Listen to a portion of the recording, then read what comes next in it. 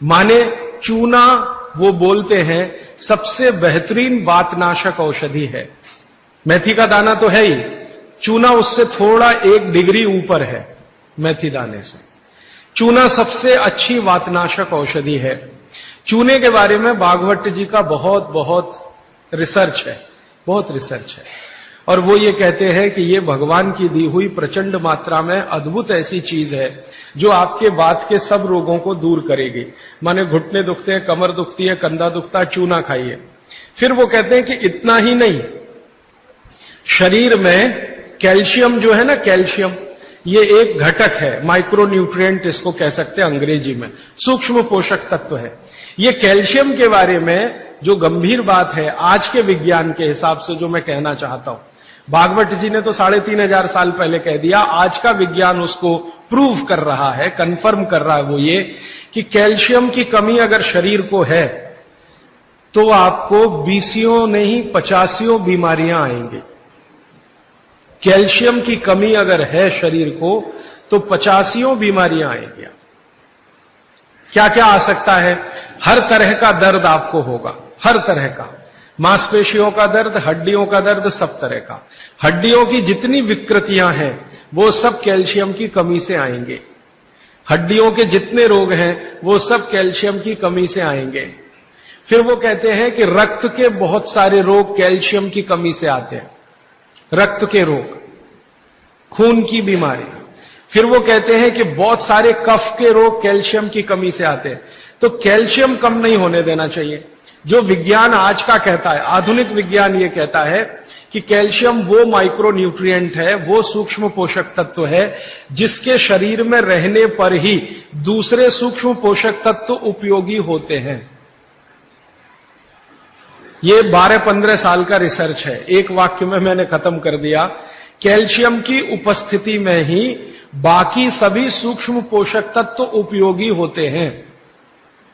इसका मतलब यह है कि अगर आपको शरीर में विटामिन सी का असर देखना है तो कैल्शियम चाहिए, विटामिन ए का असर देखना है तो कैल्शियम चाहिए, विटामिन बी का असर देखना है तो कैल्शियम चाहिए, अगर विटामिन डी का असर देखना है तो भी कैल्शियम चाहिए, विटामिन के का असर देखना है तो भी कैल्शियम चाहिए, प्रोटीन अच्छे से आपके शरीर को काम में आए तो कैल्शियम चाहिए, कार्बोहाइड्रेट्स ठीक से आपके शरीर को मदद करे तो कैल्शियम चाहिए, फैट्स आपके शरीर में डिसॉल्व होते रहें और जहां जरूरत है वहां लुब्रिकेशन में मदद करते रहें तो कैल्शियम चाहिए। माने समझ लीजिए कि कैल्शियम अगर नहीं है तो शरीर में सब कुछ बीमारियां आने ही वाली है।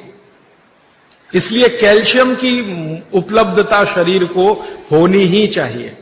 अब इसके बारे में भागवत जी कहते हैं, आधुनिक विज्ञान ने अभी प्रूव किया, भागवत जी पहले ही कह गए कि हमारे शरीर की 40 वर्ष की उम्र तक, 40 से 45 वर्ष की उम्र तक जो कुछ भी हम खा रहे हैं इसी में से हमको कैल्शियम मिलता रहता है।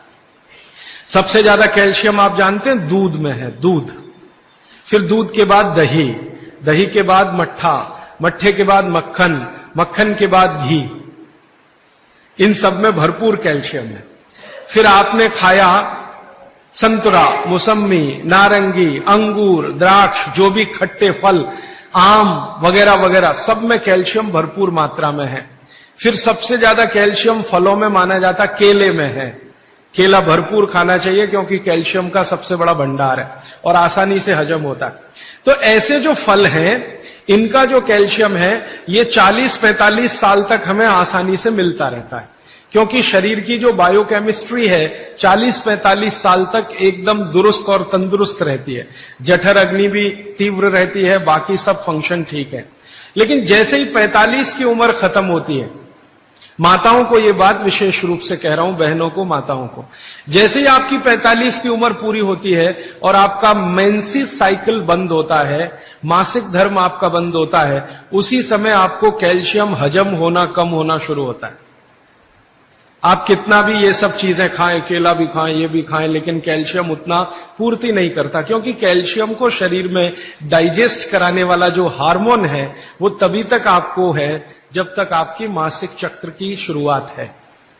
मासिक चक्र बंद होते ही ये हार्मोन कम होता है। आप जानते हैं कई हार्मोन्स कम हो जाते हैं, तो कैल्शियम डाइजेस्ट होना बहुत मुश्किल होता है। तब आपको जरूरत पड़ती है कि बाहर से कैल्शियम लें। इसलिए सब माताएं इस बात को ध्यान दें और इसको गांठ बांध लें कि 45 की उम्र होते ही चूना खाएं, क्योंकि अतिरिक्त बाहर से कैल्शियम उसी से मिलेगा। चूना जरूर खाएं आप सबके लिए, और आपको भी है चूना खाएं, क्योंकि आपकी उम्र भी 45 की जब पूरी होगी तो ये जो कैल्शियम है वो आपके लिए पर्याप्त नहीं है जो फलों से और सब्जियों से आ रहा है, कुछ अतिरिक्त चाहिए। और चूंकि बाकी सब माइक्रो न्यूट्रिएंट्स कैल्शियम की उपस्थिति में ही काम आएंगे, इसलिए इस पर ध्यान दीजिए। तो शायद इसलिए इस देश में एक परंपरा विकसित हुई है पान खाने की। ये पान खाने की परंपरा बहुत वैज्ञानिक है, बहुत ही वैज्ञानिक। जिसने भी शुरू की वो बागभट्ट का पक्का चेला रहा होगा, बहुत समझकर उसने ये शुरू की। और ये अद्भुत है। अद्भुत मैं इसलिए कह रहा हूं कि भारत की सब जातियों में उत्तर से दक्षिण, पूरब से पश्चिम ये परंपरा है। कहीं भी चले जाओ, आप सिक्किम में चले जाओ, अरुणाचल में चले जाओ, वो भी पान खाते हैं। और आप धुर दक्षिण में आ जाओ तो यहां भी है, उत्तर में चले जाओ, कहीं भी चले जाओ। तो ये पान खाना भारतीय सभ्यता का एक बहुत महत्वपूर्ण अंग है जो स्वास्थ्य से जुड़ा हुआ है। बस ध्यान इतना ही रखिए कि पान जो है चूने का ही खाना है। पान जो है चूने का ही खाना है। पान कभी भी कत्थे वाला ना खाएं, क्योंकि कत्था आपके लिए उतना उपयोगी नहीं है।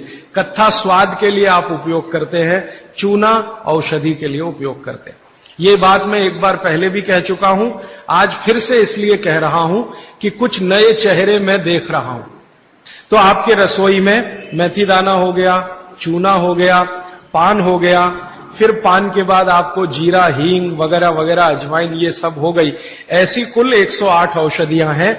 गरीब से गरीब आदमी की रसोई में ये औषधियां हैं, इनका भरपूर उपयोग करिए। एक औषधि के बारे में बागभट्ट जी कहते हैं और भी महत्व की है, दालचीनी। दालचीनी के बारे में बागभट्ट जी कह रहे हैं कि वायु के जितने भी प्रकोप हैं, जैसे दमा, अस्थमा, ये वायु की बीमारियां, अस्थमा, दमा, वात की बीमारियां वायु की, तो इनको खत्म करने में या समाप्त करने में या इन बीमारियों को ठीक करने में बड़ी मदद करता है दालचीनी।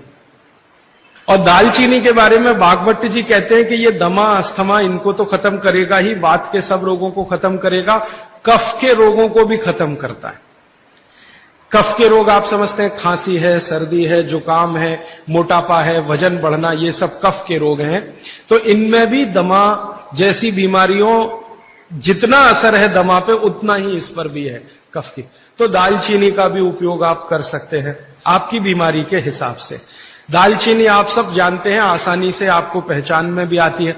बस उसका उपयोग करते समय ध्यान रखें कि ये ज्यादा उपयोगी है पाउडर के रूप में।